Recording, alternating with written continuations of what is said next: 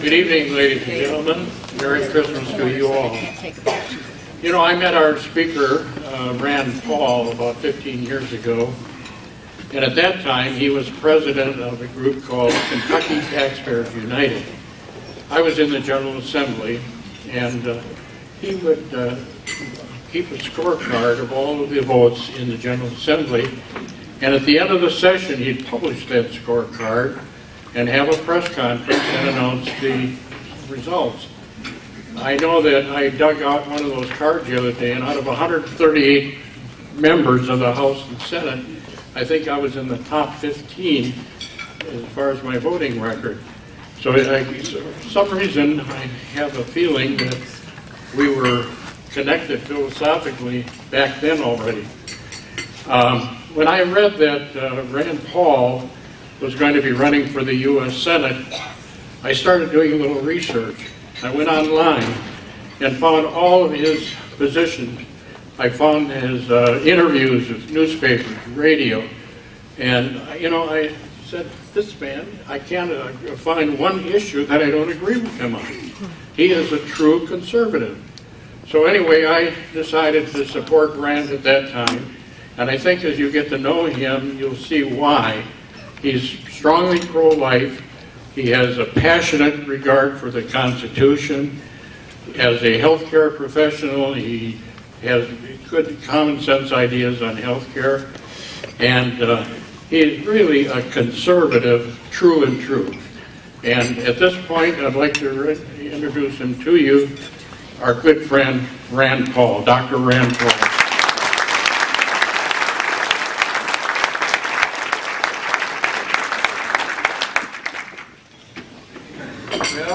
I have some news. I've driven up from Bowling Green. You may have heard this already, but you heard that Tiger Woods' wife is talking.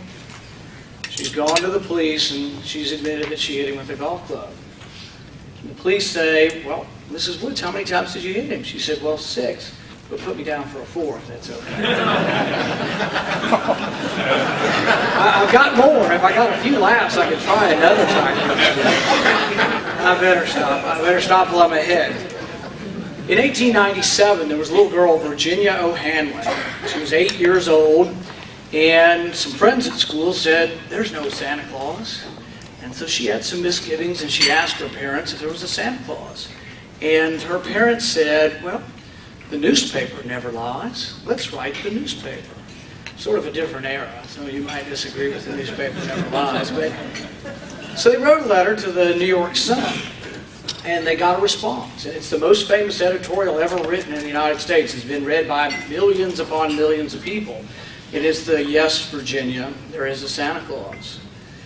I have bad news for you. No, Kentucky, there is no Santa Claus. Now, Pat told me I couldn't criticize any other Republicans, but I figured Santa Claus was a Democrat. So I figured I'm safe in criticizing Santa Claus. But the concept of Santa Claus, we as adults and in the political world need to acknowledge that you can't get something for nothing. We know it in our personal lives. We know that we can't run deficits forever in our personal lives, but we have to know it as a country. We can't believe in the concept that we can get something for nothing. We can't, as Republicans, say, we need a project. Congressman Davis, bring us a project. $100 million to Boone County, and everything will be okay. We don't have the money. We're out of money as a country. We've been doing this for a generation, and we're going to have to reform the system. I believe the system is broken, and that you may not even be able to elect enough good people to fix it. I think you have to change the rules. I think you need to quit earmarking things. I think you need to quit doing the pork barrel spending that is based on seniority.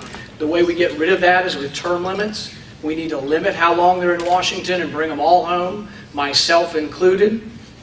We need to reform the system. In Frankfurt, we balance the budget every year because we have to, not because we necessarily have a great abundance of superior humans in Frankfurt, but we balance the budget because of a rule. We need that rule in Washington. The system will not be fixed until we reform the system. The challenge, though, we have as Republicans is, who wants to campaign against Santa Claus? Can anybody ever be elected running against Santa Claus? You'll be considered to be the Scrooge. So we have to present our message in a way that shows that we do care about creating jobs, but that we understand that capitalism creates jobs. Private industry and business creates jobs, not government. Government can only take and consume wealth, but government can never really create real jobs. When I think back to the rest of that editorial, I think to what Francis Church said in the end, and he said, "Alas, how dreary the world would be if there were no Santa Claus. As dreary as if there were no Virginias. No childlike faith, no poetry, no romance to make the world less weary." We need to be challenged, and we need to present our message as Republicans that doesn't show us to be the Scrooge or the one who's railing against Santa Claus, but to show us as the people who would bring jobs, who can create jobs, and that capitalism is the most humanitarian system known to man. We need to defend and articulate that vision.